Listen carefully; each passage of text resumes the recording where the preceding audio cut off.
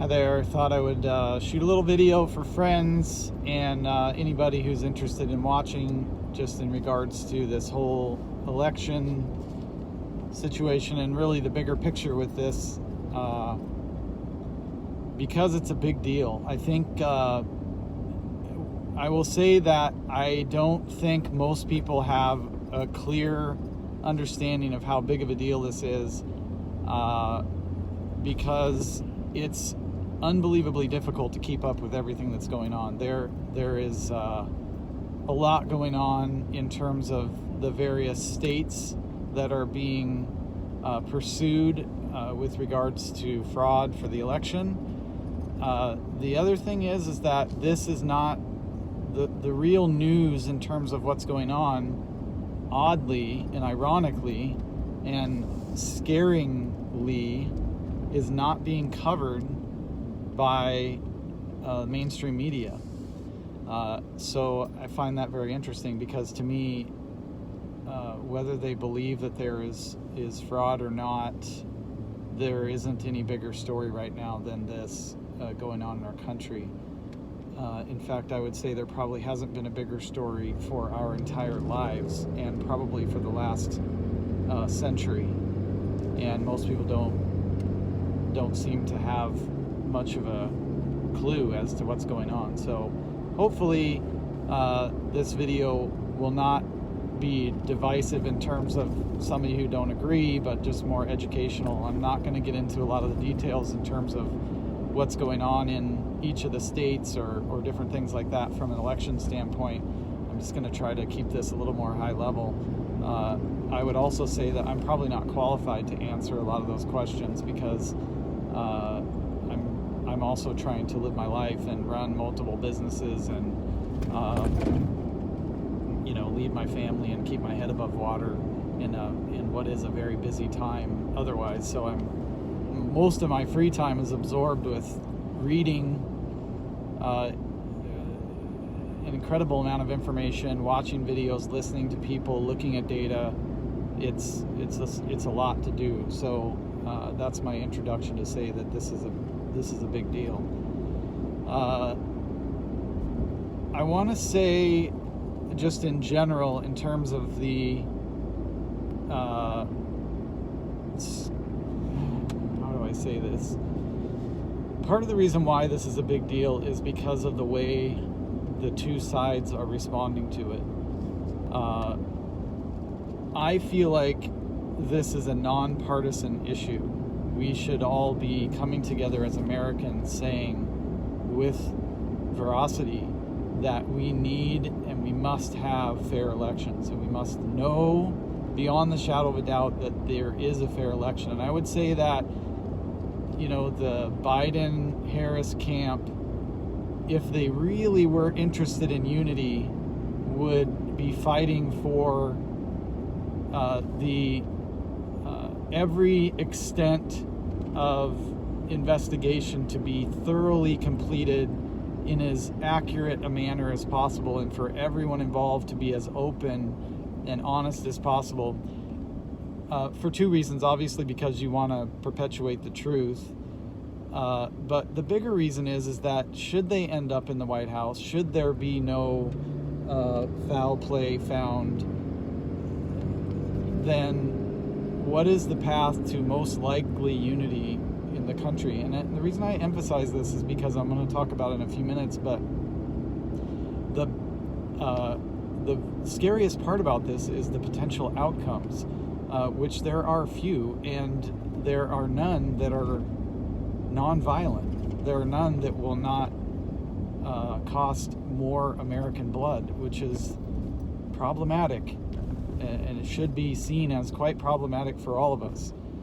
So why hide the information? Why is mainstream media not covering this? Why is social media and big tech constantly plastering in your face who the result of the election supposedly was, even though the electoral votes have not even been designated nor cast yet, nor is there enough results in terms of the actual vote counts to truly be able to ascertain who the winner of the election was. Why hide it? That's the biggest question. Why hide it? What is the motivation behind each side? I think that's obvious. There is no motivation behind an ethical constitutionalist side from ensuring that we have had a proper election and that the results of that election is known to the masses.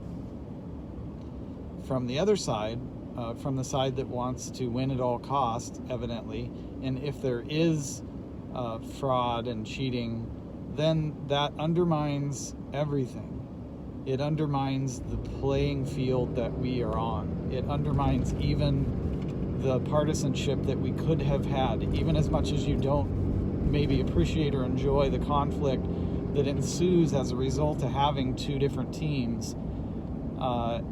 If you have a situation where you undermine the rules of the game, then you no longer have an opportunity to be on either team. The teams are gone. There is no more fair play. And that should be a big deal to everyone. It should be a big enough deal that regardless of the outcome, everyone should be interested in understanding what the truth actually is. Who did what? Why did it happen? What was the motivation? What was the results? How did those choices or those effects or items impact, the election outcome and that sort of thing?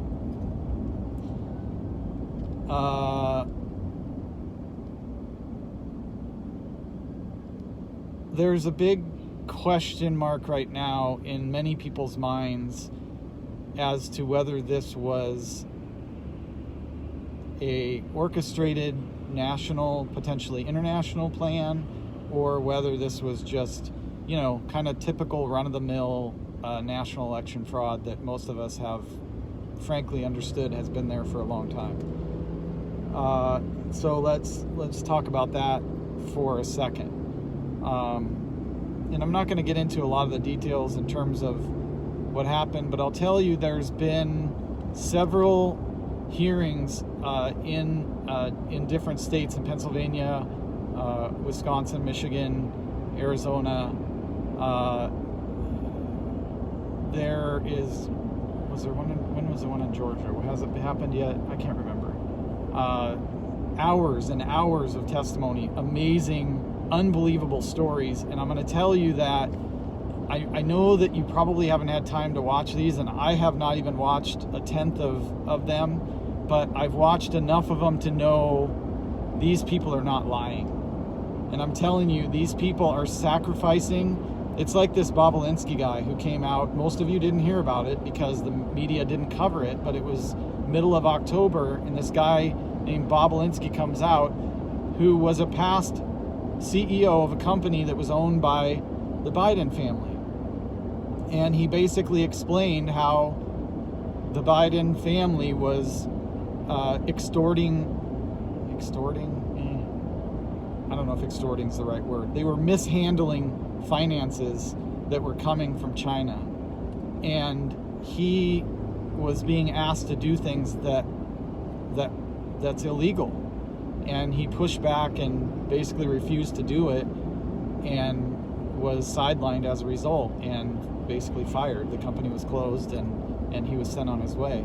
Now, I mention that more so because I want to highlight how honored I am to see these patriots standing up and sharing their stories, even though they're potentially, some of them are getting physically harmed. Almost all of them are getting threatened. Many of them are being disenfranchised from family and friends, yet they're standing up and saying the truth anyway.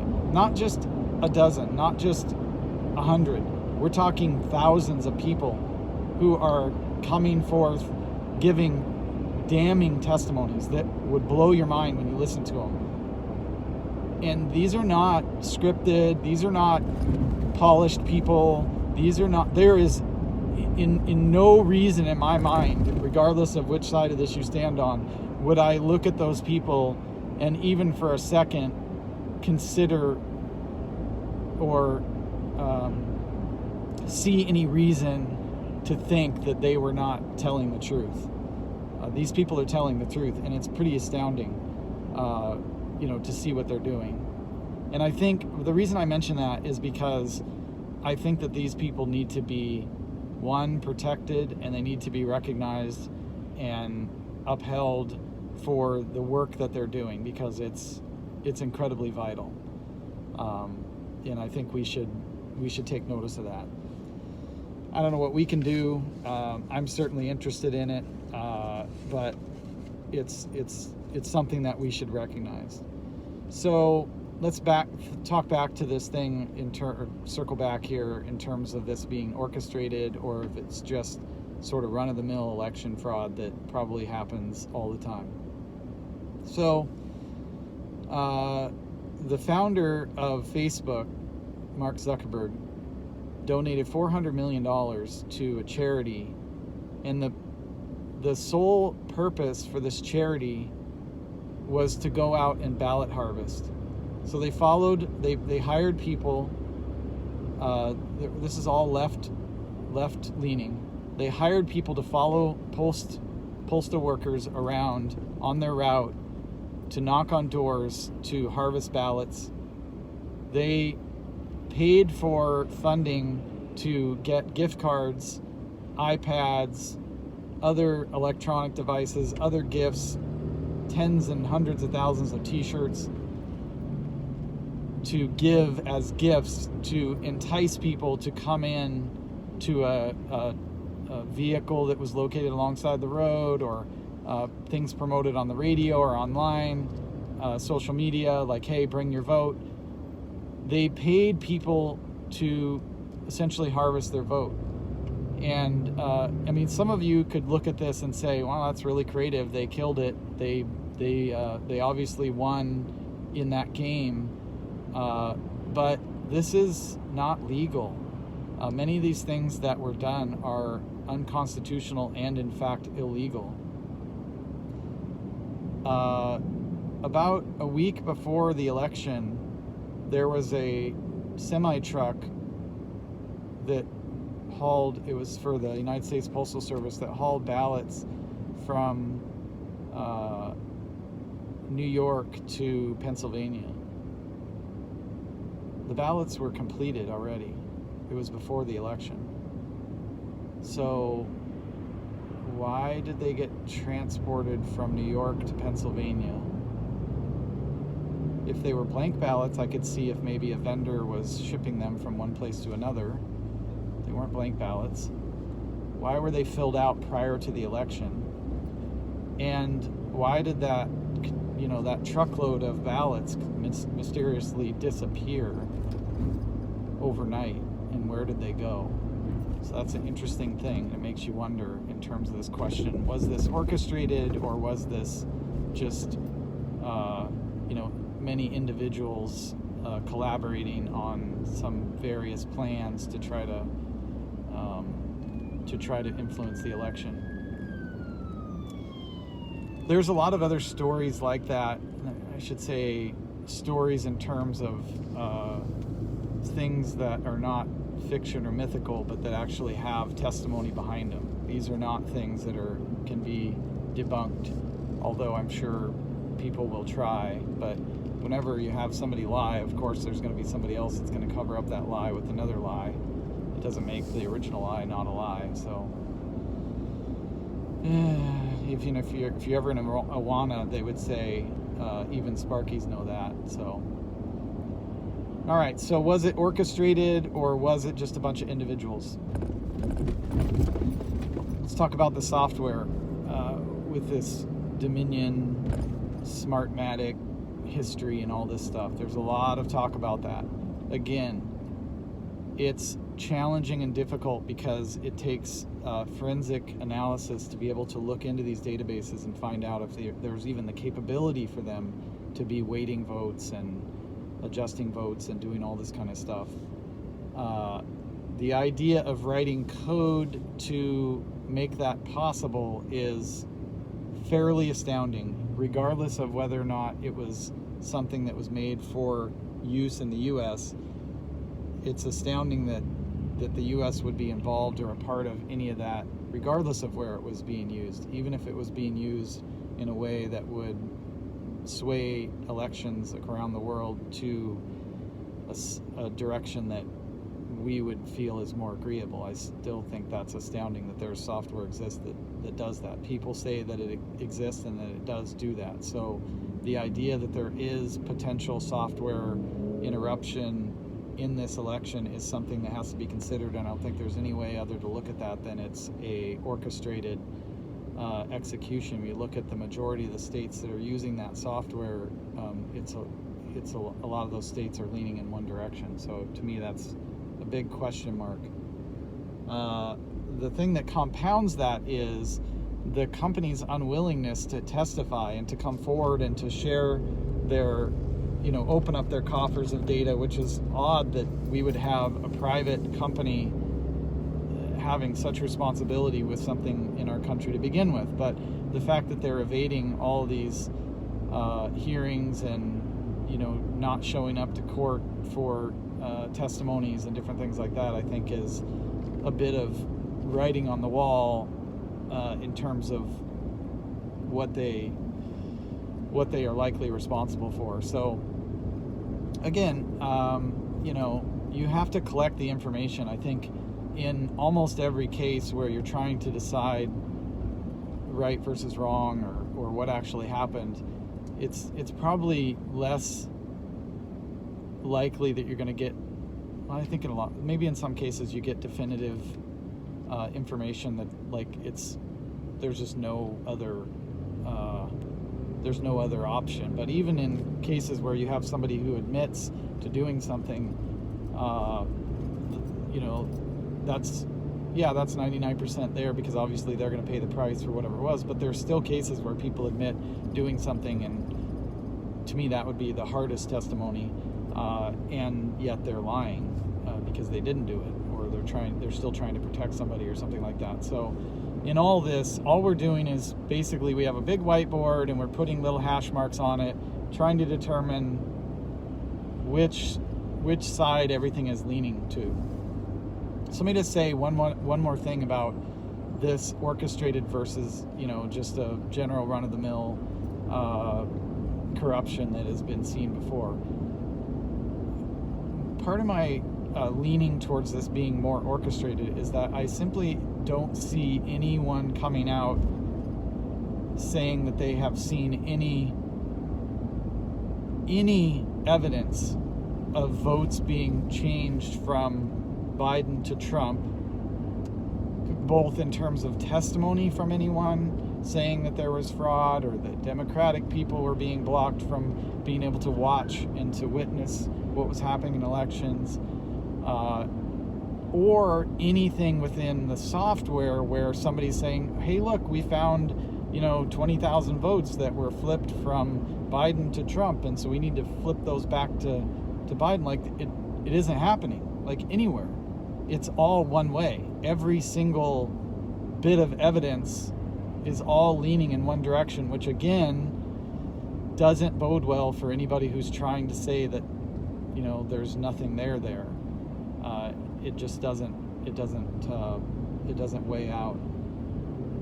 All right, so I want to talk about potential outcomes.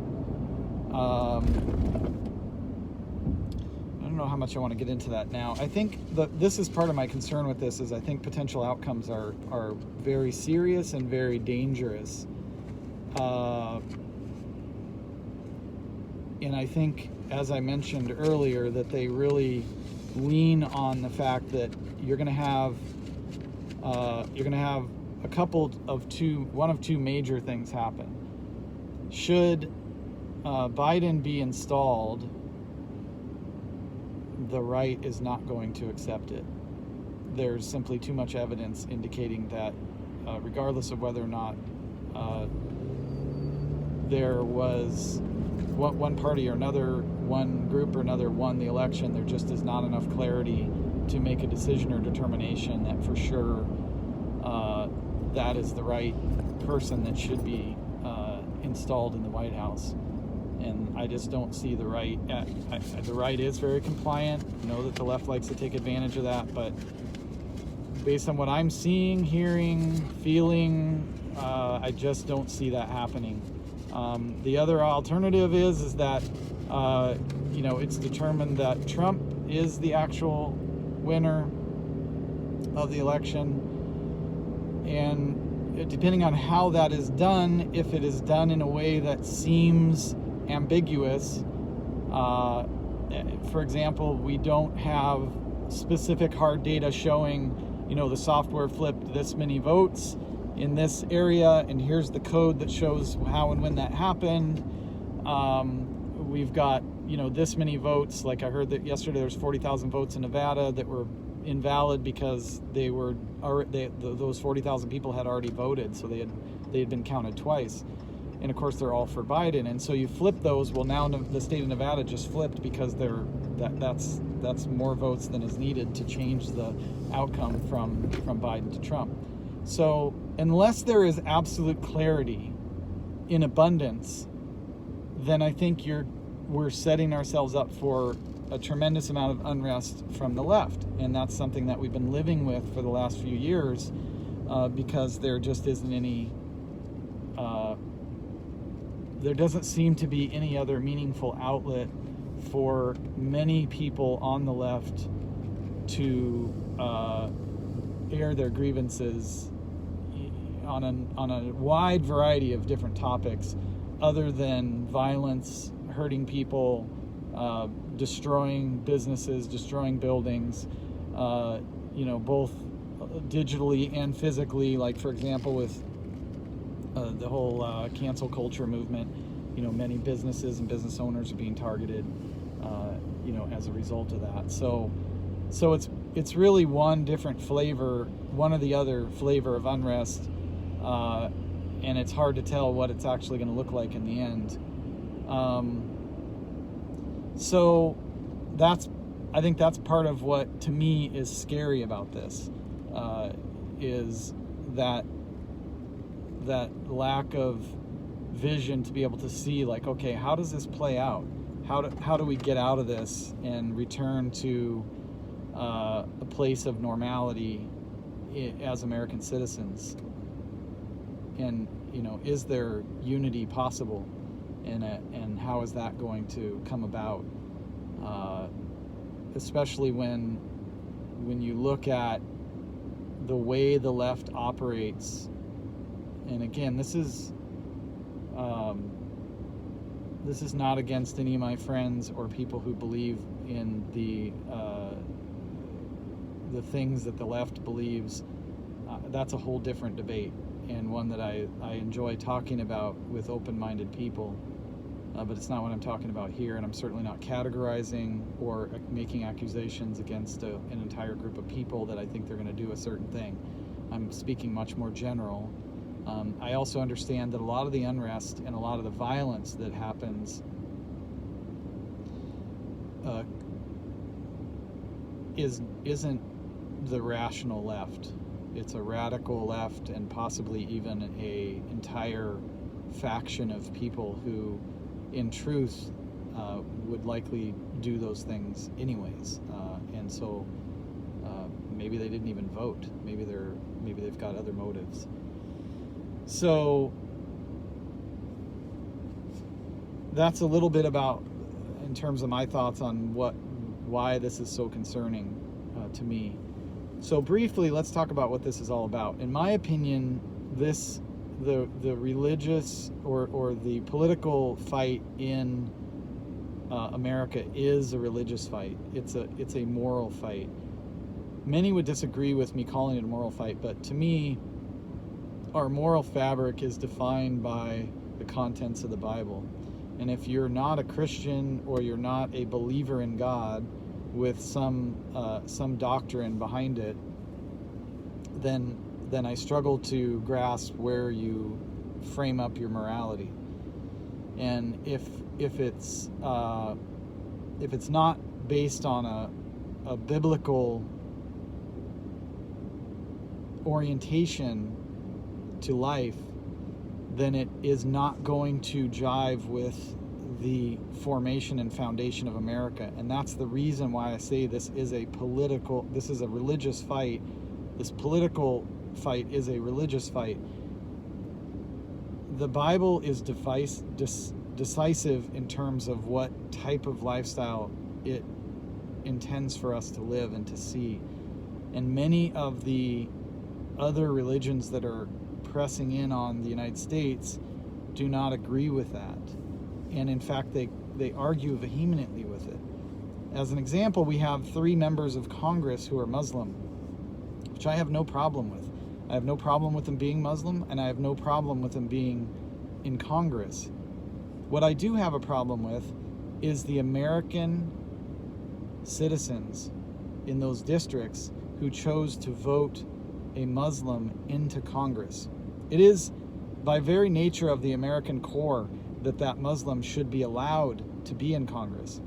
It is absolutely the antithesis of everything America is about for an American citizen to vote for someone who completely disagrees with the absolute fabric of this country. The formation and the original intent and the design, you cannot reconcile those two. There is no way to justify a vote for someone who wants to shred the entire foundation and framework of what this company is, or what this country is established on, and voting for them to a public office like that. It just does not make any sense.